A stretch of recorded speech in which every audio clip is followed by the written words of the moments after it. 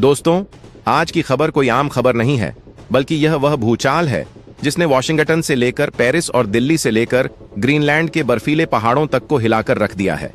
स्वागत है आपका हमारे चैनल पर, जहां हम आपको दुनिया की उन खबरों से रूबरू कराते हैं जो आपके रोंगटे खड़े कर देंगी।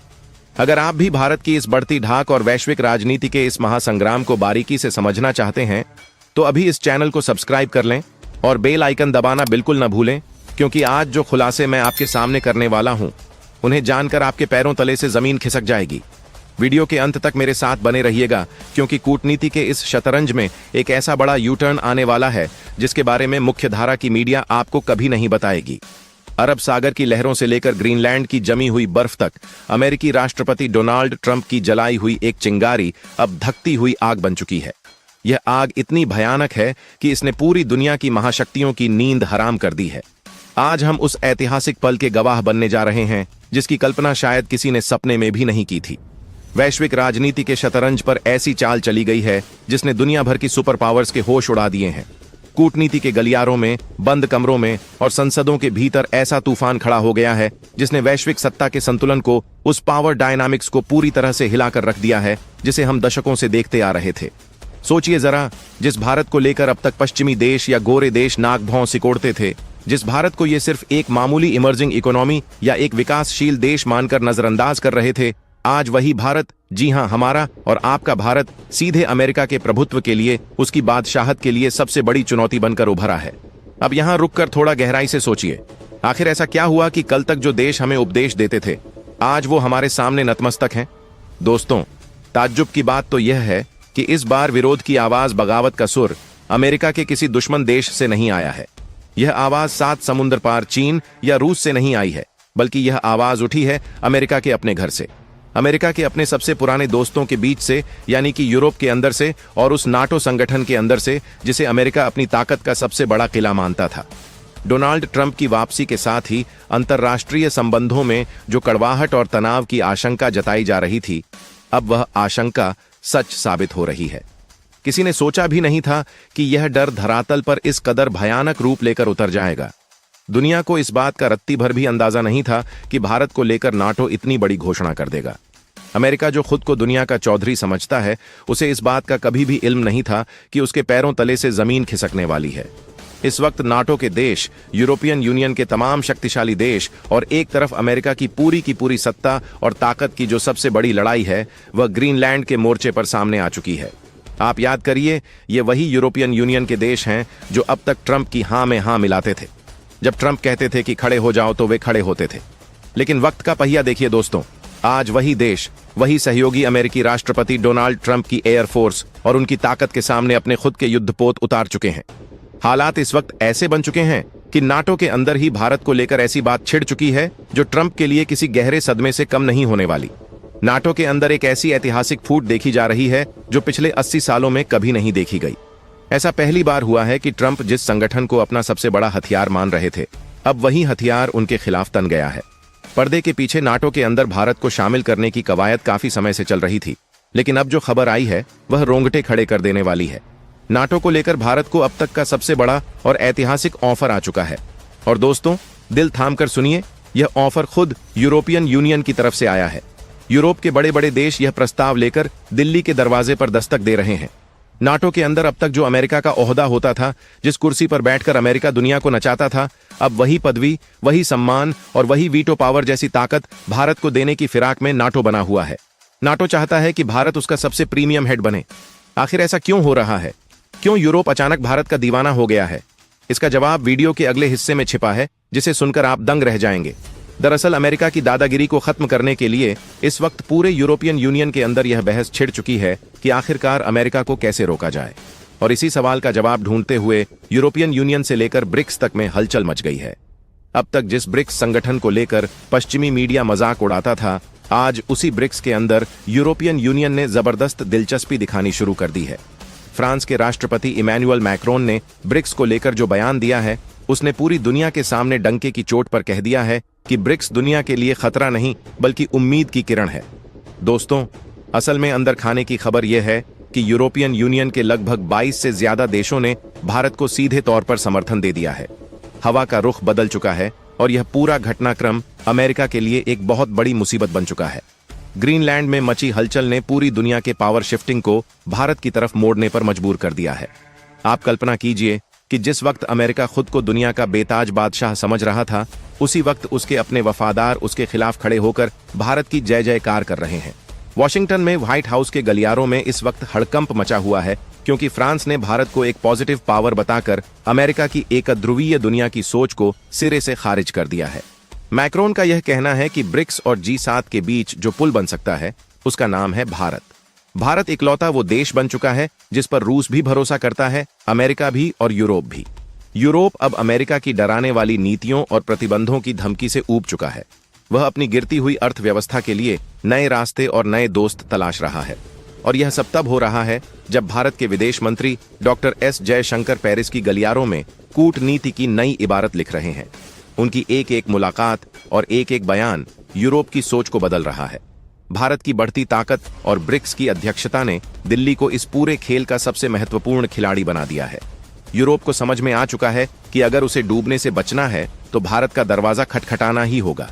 केवल फ्रांस नहीं, बल्कि जर्मनी, इटली और स्पेन जैसे देशों के भीतर भी यही मंथन चल रहा है कि आखिर कब तक वे अमेरिका की धमकियों के साए में झेंगे। ट्रंप की अमेरिका फर्स्ट नीति ने यूरोप के व्यापारिक हितों को गहरी चोट पहुंचाई है। वहीं दूसरी तरफ ग्रीनलैंड पर अमेरिका की आक्रामक नीति ने डेनमार्क जैसे स्वाभिमानी देश की संप्रभुता को चुनौती दी है। सोचिए दोस्तों, अगर आज अमेरिका ग्रीनलैंड के साथ ऐसा कर सकता है, तो क्या गारंटी है कि कल वह जर्मनी या फ्रांस को अपनी आजादी भूलने के लिए नहीं कहेगा। ऐसी स्थिति को भांपते हुए अब यूरोपियन यूनियन के अंदर बगावत के सुर तेज हो गए हैं। जर्मनी के चांसलर भी अब भारत की ओर उम्मीद भरी नजरों से देख रहे हैं। दुनिया इस समय एक बहुत बड़े बदलाव की गवाह बन रही है, जो इतिहास की किताबों में सुनहरे अक्षरों में लिखा जाएगा। एक तरफ डॉलर की बादशाहत को चुनौती दी जा रही है, तो वहीं भारत जैसे देशों के समर्थन से एक नया पेमेंट सिस्टम तैयार हो रहा है जो डॉलर को कमजोर कर रहा है। भारत ने पूरी दुनिया को अपनी UPI और डिजिटल क्रांति से यह बता दिया है कि डॉलर के बगैर भी आसानी से व्यापार किया जा सकता है। जब अमेरिका ने रूस और ईरान को स्विफ्ट सिस्टम से बाहर किया, तो दुनिया ने देखा कि कैसे एक देश अपनी मुद्रा को हथियार की तरह इस्तेमाल करता है। इसी खौफ से आज यूरोप भी सोचने पर मजबूर हो चुका है। नाटो के अंदर डर है कि कल अगर उन्होंने अमेरिका की बात नहीं मानी तो क्या उनके पैसे भी जब्त कर लिए जाएंगे। इसलिए आज भारत केंद्र में है और पूरा नाटो एक नया बैकअप प्लान तैयार कर रहा है। भारत इस पूरे घटनाक्रम में एक ऐसे संतुलित नायक की भूमिका निभा रहा है जो किसी का पिछलग्गू नहीं है। हम विश्वमित्र हैं। भारत की निष्पक्षता ने उसे इस मुकाम पर पहुंचाया है कि फ्रांस जैसा देश भी भारत के जरिए ब्रिक्स में अपनी जगह तलाश रहा है। आने वाले समय में एशिया और नाटो कोई दुश्मन खेमे नहीं होंगे, बल्कि नाटो खुद को भारत के रंग में रंगना चाहता है। अब किसी को जी हुजूरी करने की जरूरत नहीं पड़ेगी। हालांकि ट्रंप की धमकियां अभी भी एक चुनौती हैं, लेकिन यूरोप का यह यूटर्न साफ इशारा है कि दुनिया का नक्शा और ताकत का संतुलन हमेशा के लिए बदलने जा रहा है। भारत के नेतृत्व में ब्रिक्स अब केवल विकासशील देशों का समूह नहीं रहा, बल्कि उस नई व्यवस्था की बुनियाद बन चुका है जहां हर देश की संप्रभुता का सम्मान होगा। यह खबर केवल दो संगठनों के बीच की नहीं है, बल्कि यह उस पुरानी व्यवस्था के ढांचे के गिरने और एक नई न्यायपूर्ण वैश्विक व्यवस्था के उदय की कहानी है। इस महामुकाबले में भारत की भूमिका निर्णायक बन चुकी है। भारत ही वह धुरी है जिस पर अब दुनिया घूमने वाली है। स्थानीय व्यापार की बढ़ती ताकत और वैश्विक मुद्राओं का गिरता वर्चस्व इस बात का प्रमाण है कि डॉलर के बिना भी पत्ता हिल सकता है।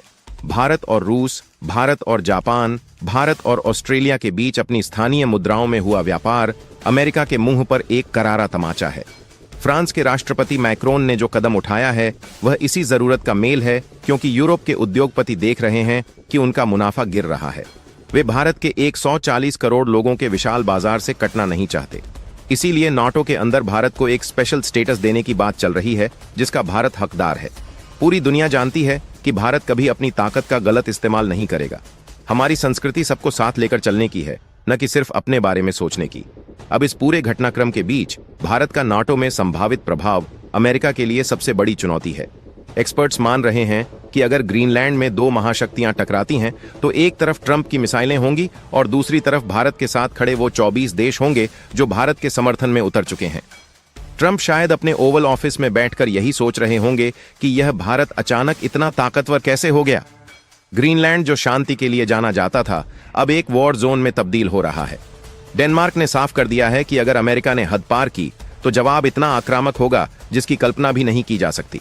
नाटो के देशों से अब यह मांग उठ रही है कि भारत को अपने आईएनएस विक्रांत को, जो समुद्र का सिकंदर है, उसकी असली ताकत के साथ उत्तरी गोलार्ध के ठंडे पानियों में उतारना चाहिए। सोचिए, वह मंजर जब भारत का तिरंगा लगा जहाज ग्रीनलैंड के पास पहुंचेगा तो दुनिया का क्या रिएक्शन होगा। उधर रूस भी चुप नहीं बैठा है।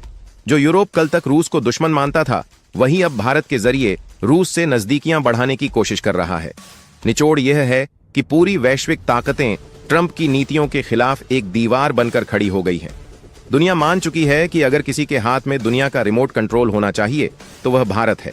भारत न सिर्फ नाटो का करीबी है बल्कि यूरोपियन यूनियन का विश्वसनीय साझेदार भी। भारत के लिए यह क्षण गर्व के साथ साथ परीक्षा का भी है।